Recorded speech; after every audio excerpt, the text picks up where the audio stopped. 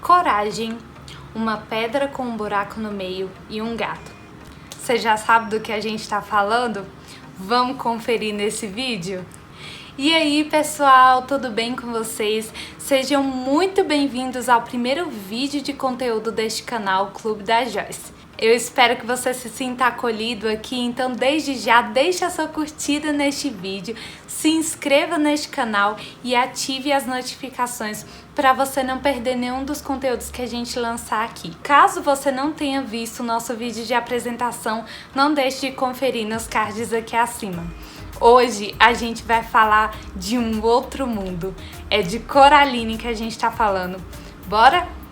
Bom, pessoal, antes de começar a falar do livro em si mesmo, eu queria compartilhar com vocês como foi a experiência de ler e reler essa obra. Bem, eu fiquei sabendo de Coraline, descobri que esse livro existia por meio de um vídeo aqui no YouTube e me chamou bastante a atenção. Então eu resolvi ir atrás do livro e justamente na época estava saindo uma edição especial e resolvi comprar. Eu comprei, chegou rapidinho pelo Amazon Prime e acabei que eu deixei o livro de lado. Eu achei ele lindíssimo quando chegou, só que eu não tava com muita cabeça, muito tempo pra ler na época e acabei deixando de lado. Então acabei retomando essa leitura agora em fevereiro de 2021 em uma viagem que eu fui fazer. E foi muito estranho porque eu não sabia o que esperar. No momento que eu vi o livro, eu achei que a Coraline ia virar uma outra Coraline. Então, minhas expectativas estavam mistas, assim. E como eu tava lendo em uma viagem, né, eu tinha que dar um pouquinho mais de atenção para as pessoas, pausar muitas vezes a leitura em meio de capítulos, eu não tinha muito o que fazer ali. Então eu perdi um pouco o fio da meada, entendi algumas coisas meio errado, assim, e depois eu fui retomar isso nessa releitura que eu tive pra fazer esse vídeo, foi realmente chocante. Mas uma coisa eu posso afirmar pra vocês, que a leitura do capítulo 9 pra mim continuou sendo muito chocante e eu acho que foi um dos que mais me impactou nesse livro. Antes de começar também a falar um pouco mais sobre o enredo, eu queria fazer uma fichinha técnica desse livro aqui com vocês, mostrando um pouco dos aspectos físicos dele. Vamos lá? Bom, pessoal, essa é a edição que eu li de Coraline. Eu achei muito interessante quando ela chegou, porque ela tem capa dura, né? As ilustrações dela são maravilhosas, feitas pelo ilustrador Chris Riddell. Não sei se pronunciei certo, mas acredito que seja mais ou menos isso. Tudo tem um relevinho, assim, é mais coloridinho. Outras coisas que me chamaram bastante atenção foi essa borda, essa lateral toda roxa, que acredito que está um pouco desgastada devido à leitura. Fora isso, o livro também vem com uma fitinha cetim roxa para marcar a página, que é essa daqui. Eu deixei marcando uma página bem expressiva aqui pra mim. Fora isso, um bônus muito grande é esse marcador de páginas aqui totalmente personalizado, né? Eu adorei, inclusive diz uma história assustadora sobre uma menina corajosa. Define realmente este livro. Então gostei bastante, é uma edição maravilhosa da editora Intrínseca, valorizou muito, muito a história. Por fim, realmente notei nesse livro, além da primeira e última folha serem mais durinhas, são as ilustrações no início de cada capítulo. Tem também uma página preta no início de cada capítulo, indicando capítulo 1, capítulo 2. Tem uma frase de impacto e uma outra página que inicia o texto do capítulo em roxo e a fonte branca, só que o restante das páginas tem esse tom mais amarelado, que eu adoro, porque eu tenho um problema de vista, então pra mim auxilia bastante. Então assim, pra mim foi maravilhoso adquirir essa edição e super recomendo. Na época custou R$ 39,90, não sei se continua o mesmo preço. E como eu gosto de marcar muitas coisas e não gosto de marcar o livro em si, não gosto de riscar, não gosto de passar marcador de página, porque se eu passar pra alguém ou alguém ler, talvez ela não tem as mesmas percepções que eu tive, né? E acaba chamando um pouco a atenção, né? Essas marcações no livro. Então é um aspecto bem pessoal mesmo e eu prefiro colocar os marcadores post-its para indicar o que é de interessante. Bem, vamos pro enredo dessa história, sem mais enrolações. Só queria mostrar essa edição maravilhosa para vocês e também dizer que há outras edições que acredito que não tenha muitas ilustrações, que seja um texto mais corrido, mas que essa me auxiliou bastante a compreender um pouco mais personagens e a história em si. Bom, pessoal, falando um pouco sobre o livro, o Gaiman lançou esse livro para o mundo mais ou menos em 2002. Ele foi muito premiado na época, inclusive no início do livro, em que ele escreve algumas palavras nessa edição especial que eu tive, ele descreve muito como é que foi esse processo de escrever o livro, em que ele começou por uma filha, que foi a Holly, e terminou pela Maddie. O mais curioso de tudo isso é que a filha dele já se mostrava muito corajosa, né? Porque ela gostava de histórias assustadoras, de bruxas e etc. Foi muito interessante saber dessa versão porque ele escreveu para as filhas dele apreciar a obra e acredito que com certeza é mais do que uma história infantil. Até porque Coraline se encaixa mais ou menos nesses gêneros de terror, de fantasia, né, de terror fantástico, mas não só para a literatura infantil, como também para os adultos.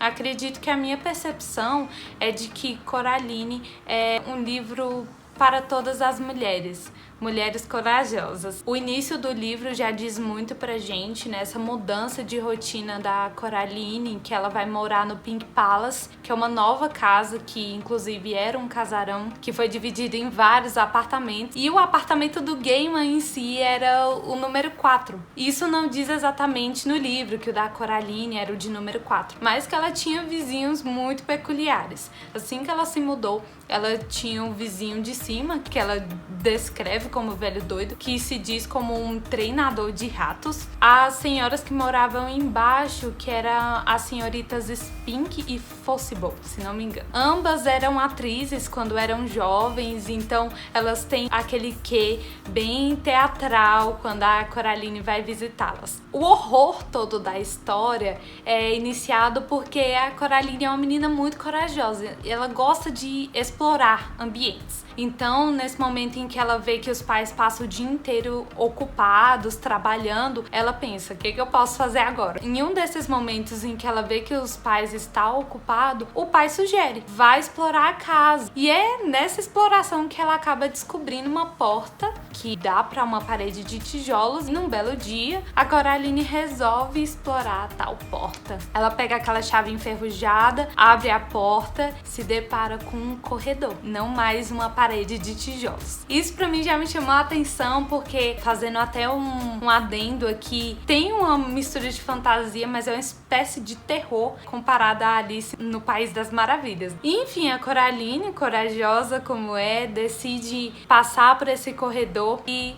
encontra a sua casa. É uma réplica da sua casa, um outro mundo com outros pais, outros vizinhos, em que ela tem absolutamente de tudo. E tudo do bom e do melhor. Pais atenciosos, uma comida maravilhosa, espetáculos das vizinhas atrizes, espetáculos do vizinho de cima que quer ter ratos circenses. E ela experimenta de um mundo totalmente diversificado. Só que, para ela ficar lá para sempre, tem um preço muito alto. Até porque todas essas pessoas tinham algo muito particular em comum, que não eram olhos, e sim botões em vez de olhos. Então a Coraline decide não optar por trocar os olhos dela ao final por botões e diz que quer voltar para casa. É aí que a história toda começa. Coraline volta, atravessa novamente esse portal misterioso, fecha a porta, passa 2 dias em casa, absolutamente sozinha e sem encontrar os pais. Quando ela finalmente entra em desespero, um gato chega até ela e mostra onde os pais dela estão. Eles estão presos dentro de um espelho e a mãe dela pede por socorro. E para isso ela precisava de armas, né? Ela começa a se preparar para poder resgatar os pais, porque ela entende que o outro mundo está fazendo isso com ela. Tirou os pais pais biológicos para que ela ficasse lá naquele mundo fantasioso para sempre. Então ela decide ser essa menina corajosa que vai atrás dos pais, e eu acho isso maravilhoso. E é nisso que ela visita as vizinhas antes de ir e adquire essa pedra que é para protegê-la de um grande perigo. O vizinho de cima também diz que os ratos disse a ele para avisar a Coraline de que não era para ela atravessar a porta. Mas mesmo assim, com a coragem que Coraline tem, com certeza ela não ia deixar